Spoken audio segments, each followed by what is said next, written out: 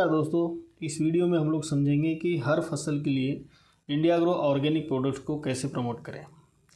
MI lifestyle company के जो organic product हैं इंडिया एग्रो के, उन प्रोडक्ट्स को हम किसानों तक किस तरीके से पहुंचाएं कि हर फसल में जो पौधे का जो स्टेज होता है, बीज लगने से लेकर तो फल या फूल लगने तक के, हम किस तरीके से अपने इंडिया एग्रो के प्रोडक्ट्स प्रमोट कर सकते हैं, इसके बारे में इस वीडियो में चर्चा करने वाले हैं। इस वीडियो में जो इन्फॉर्मेशन मिलेंगी वो उनके लिए भी यूजफुल होंगी जो इस प्रोडक्ट का प्रमोशन करते हैं, सेल आउट करते हैं, और किसानों के लिए बहुत ज़्यादा यूजफुल होगा कि जब वो अपने क्रॉप्स पर, अपने फसल में जो स्टेजेस होती है उसके हिसाब से इस प्रोडक्ट को किस तरीके से वो प्रयोग कर सके और कैसे अच्छे रिजल्ट्स पाएंगे, इसके बारे में भी यहाँ जानकारी मिलेगी। तो फसलें जो होती है, कहीं भी जो उपज होती है, जो प्रोडक्शन होता है किसानी में, खेती में, तो रूट्स के तौर पर होता है, जैसे कि बीटरूट, कैरेट वगैरह। उसके बाद में स्टीम यानी तना, जैसे कि हमारा गन्ने का जो फसल होता है वो स्टीम है। लीफ यानी पत्ते की हरी सब्जी और पत्तियां जो होती है, जैसे कि कड़ी पत्ता वगैरह हो गया, या कोई भी जो पत्ते इस्तेमाल किए जाते हैं वो होता है हमारा पत्तों का सब्जियां। उसके बाद में फ्लावर्स यानी फूलों की खेती होती है। उसके बाद रहता है फ्रूट्स, जो कि फ्रूट का खेती होता है, और ग्रेन्स यानी बीज, जो दालें होती हैं, ये सारी ग्रेन्स में आती हैं। तो ये बहुत सारी फसलें जो इस तरीके से हम ले रहे हैं, तो रूट से लेकर तो फल तक, ग्रेन्स तक के हम खेती से प्रोडक्शन लेते हैं और यूजफुल चीज़ें हम उनका उपज करते हैं। तो इन सभी प्रोडक्शन के समय जो खेती हम करते हैं, उस खेती में किस तरीके से इंडिया एग्रो के प्रोडक्ट हम इस्तेमाल करेंगे, कौन से स्टेज पर, किस तरीके से, कहाँ, कैसे और कब ये प्रोडक्ट इस्तेमाल करना है, इसके बारे में हम आगे समझते हैं।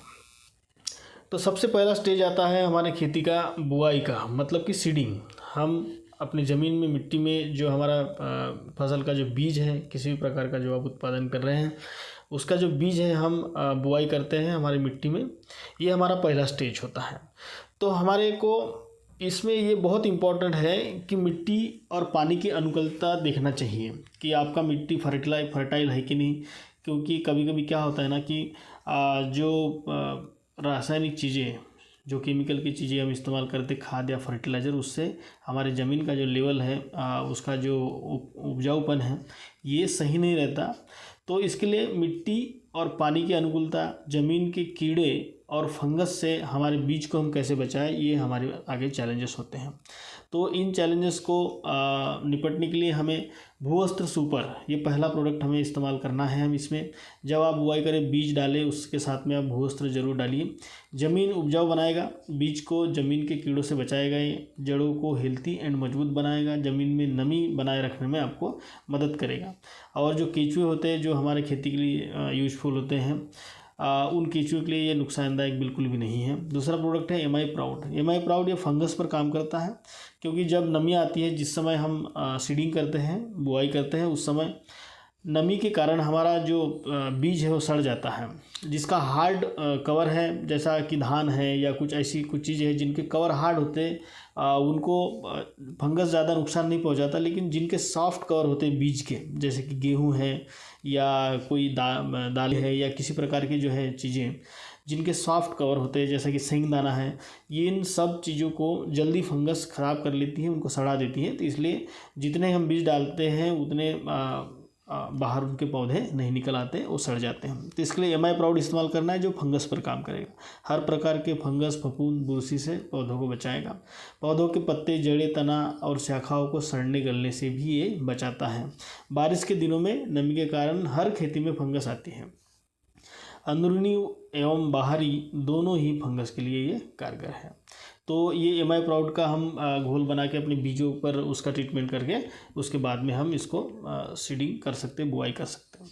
उसके बाद है मॉडिफाई। तो ये एक बहुत इंपॉर्टेंट चीज़ है, इसको हर कोई नज़रअंदाज करता है जब सीडिंग करते हैं। तो ज़मीन का पीएच लेवल जो है हमारा सही होना चाहिए, क्योंकि खेती में ज़्यादातर अभी जो रासायनिक फर्टिलाइज़र या पेस्टिसाइड इस्तेमाल होते हैं, इन सब की वजह से ज़मीन खारी हो जाती है और वो इनफर्टाइल हो जाती है, यानी कि उसमें सही तरीके से प्रोडक्शन नहीं निकलता, हमारे बीज पर वो सही प्रक्रिया नहीं करती ज़मीन, उसमें जो इम्पोर्टेंट तत्व है वो ख़त्म हो जाते हैं। तो ज़मीन का पीएच लेवल सही बनाए रखना चाहिए। पीएच लेवल का मतलब होता है कि खारापन और अल्काइन या एसिडिक, ये दोनों में का जो उसका जो प्रमाण है, उसका जो लेवल है, उसका जो रेशो है वो सही होना चाहिए। पानी का खारापन कम करने में सहायक है। जैसा अगर समझ लो कोई सिंचाई के लिए पानी दे रहे हैं और अगर वो खारा है तो हमारे खेती के लिए वो नुकसानदायक होता है। तो खारेपन का जो पानी है उसमें भी अगर आप मॉडिफाई इस्तेमाल करते हैं तो आप सही तरीके से पानी का खारापन भी कम कर सकते हैं। रासायनिक खाद एंड दवाई के नापिक हुए ज़मीन और पानी को फर्टाइल बनाता है। Acid and alkaline soil and water will balance, तो उसका जो बैलेंस जो है मॉडिफाई करता है। तो ये भी बहुत अच्छा है। ये प्रोडक्ट आपने शुरुआत में बुआई के समय इसको इस्तेमाल करना चाहिए। फिर नेक्स्ट स्टेज जो आता है हमारे खेती का स्प्राउटिंग का, उसके बाद बुआई होने के एक 4 दिन 5 दिन या 6 दिन के बाद में, हफ्ते भर के बाद में एक छोटे छोटे नन्हे पौधे निकल आते हैं, उनका अंकुरण होता है।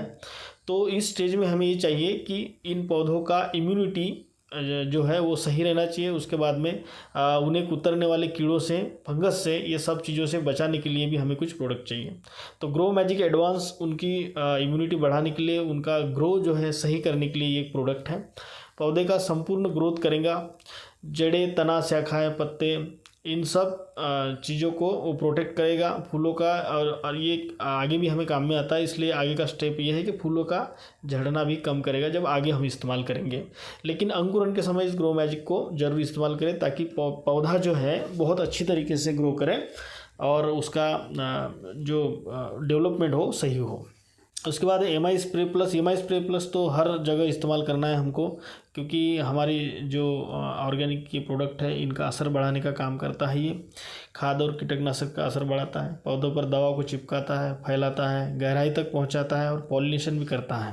क्योंकि खेती में पॉलिनेशन का एक बहुत बड़ा रोल होता है। जो मधुमक्खियाँ जो आती हैं, जो पॉलिनेशन करती है, उससे फूल ज़्यादा लगते हैं और उस फूल अगर ज़्यादा लगेंगे तो फल भी ज़्यादा लगते हैं। खाद और कीटनाशक में रिएक्टर के तौर पर काम करता है। किसी भी खाद और रिएक्टर कीटनाशक में अगर हम डालते हैं, किसी जो भी चीज़ें हैं, जैसे कि केमिकल की कोई चीज़ है जो इस्तेमाल कर रहे हैं कोई व्यक्ति, और उसमें भी अगर इसको आप इस्तेमाल करते हैं तो उसका भी असर बढ़ा देता है। एमआई वीर के बारे में बात करेंगे कि ऑर्गेनिक पत्ते, फूल एंड फल को ध्वस्त करने वाले जो भी कीड़े जो रहते हैं, तो एमआई वीर का काम ये है कि आपके जो कीड़े आते हैं, जैसा अंकुरण हुआ तो बहुत ही कौला पौधा होता है, बहुत ही नन्हे पौधे होते हैं, तो उन कौले से पौधे को चबाने और काटने वाले कीड़े जो है वो आकर के बाइट करना चालू कर देते हैं। उसका शुरू होते ही उसका जो लाइफ है पौधे का वो ख़त्म कर देते हैं। और अगर पहले से ही शुरुआत से ही कुतरना चालू कर दिए, उनको अगर काटना चालू कर दिए, तो पौधा आगे बढ़ता नहीं, वहीं पर वो ख़त्म हो जाता है। तो एमआई वीर का भी इस्तेमाल हम इसमें कर सकते हैं। चबाने, काटने, छेदने या रस चूसने वाले कीड़ों के रोकथाम के लिए ये है। लार्वा हो गया, एफिड्स हो गया, जैसिड्स हो गया, thrips, mites and white fly, इन सब इंसेक्ट्स का एक ही उपाय है एमआई वीर। तो इस वक्त हमको Grow Magic Advance, MI spray plus, MI Veer, ये 3 प्रोडक्ट हमें स्प्राउटिंग के समय जब अंकुरण होता है उस समय इस्तेमाल करना है। वीडियो थोड़ा सा बड़ा होगा, लेकिन इसमें जो इन्फॉर्मेशन आपको मैं प्रोवाइड करा रहा हूँ ये बहुत ही यूजफुल आपके लिए रहेगी। तो वीडियो को ज़रूर अंत तक देखिएगा।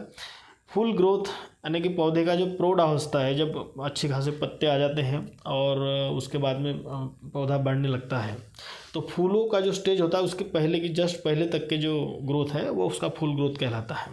तो इस अवस्था में कीड़ों या फंगस का प्रभाव ख़त्म करना है। तो अगर ऐसी कोई चीज़ें हैं आपके खेती में जो कीड़ों का प्रभाव होता है, फंगस है, वायरस है, इन सब चीज़ों को बचाने के लिए एमआई वीर, इसके बारे में हम बात कर चुके हैं पिछले स्लाइड में।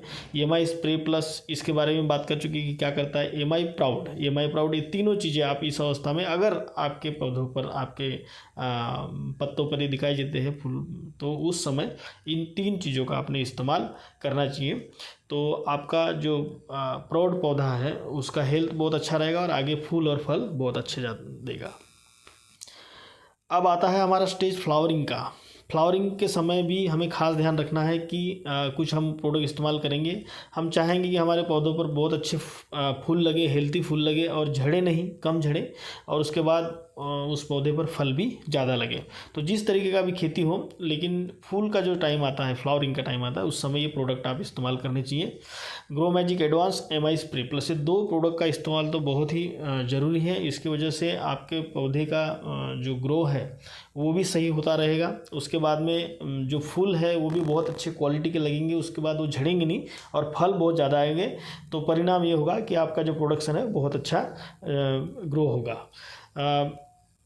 जैसे कि 30 या 20 या 30% तो इसका प्रोडक्शन बढ़ ही जाएगा अगर आप इस्तेमाल करते हैं तो। नेक्स्ट स्टेज है फ्रूटिंग का। उसके बाद फल फूल लगने के बाद में जो नेक्स्ट स्टेज है हमारा फल लगते हैं। जितने फूल टिके रहेंगे हमारे पेड़ों पर, उन्हीं का जो रूपांतरण होता है, कन्वर्जन होता है, वो फलों में होता है।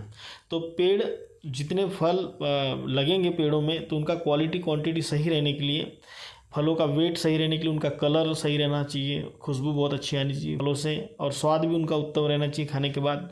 तो ये सब बनाए रखने का काम जो है फ्रूटिंग के समय जो हम 2 चीज़ इस्तेमाल करेंगे, grow Magic advance, MI spray plus. तो इस समय अगर आप इनका इस्तेमाल करते हैं तो 20 से 30% प्रोडक्शन बढ़ने की गारंटी है। इतना अच्छा रिजल्ट्स इन प्रोडक्ट्स का है। तो ये सारी जानकारी इसमें मैंने दी है।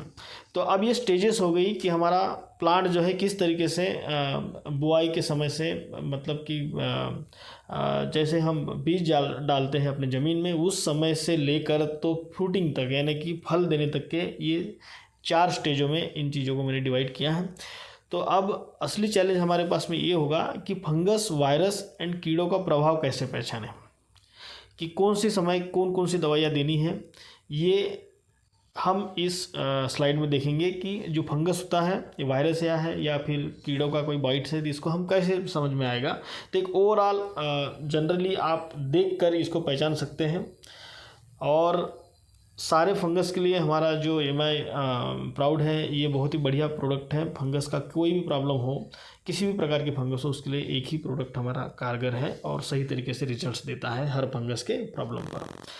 तो आगे बात करेंगे, हम फंगस का प्रभाव देखेंगे। सबसे पहले कि फंगस कैसे होता है। कुछ इसमें जो पिक्चर देख रहे हैं आप में, तो पत्तों का कलर जो चेंज हुआ है, तो इसके कुछ खास सिम्टम होते हैं जिनको आप देखकर समझ जाएंगे कि पत्तों का रंग बदलता है। जैसे ही कोई फंगस आपके पौधे पर, पत्तों पर आती है और वो अपना वर्क चालू करती है, प्रॉब्लम शुरू करती है, उसका अटैक होता है, तो पत्तों का रंग धीरे धीरे बदलने लगता है। हल्की लेयर से आती है। अगर आप हाथ से छुएंगे उन पत्तों को, तो वहाँ पर आपको एक लेयर सी आएगी और वहाँ से कुछ मतलब डस्ट जैसा, सफ़ेद जैसा कुछ ऐसा हाथ को आपको लगा है, ये भी आपको समझ में आएगा।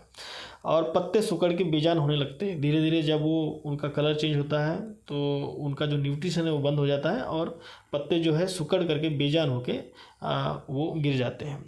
फंगस वाले प्रॉब्लम में छेद या कुतरे हुए नहीं दिखते। छेद या कोई कुतरा हुआ, मतलब जैसा टूटा हुआ पत्ता नहीं दिखता आपको, सिर्फ कलर चेंज होके वो कुछ दिनों बाद में बेजान होके गिर जाता है। नेक्स्ट है हमारा वायरस का प्रभाव। वायरस से क्या होता है कि पत्तों का रंग बदलता है। ये तो फंगस में भी हुआ था।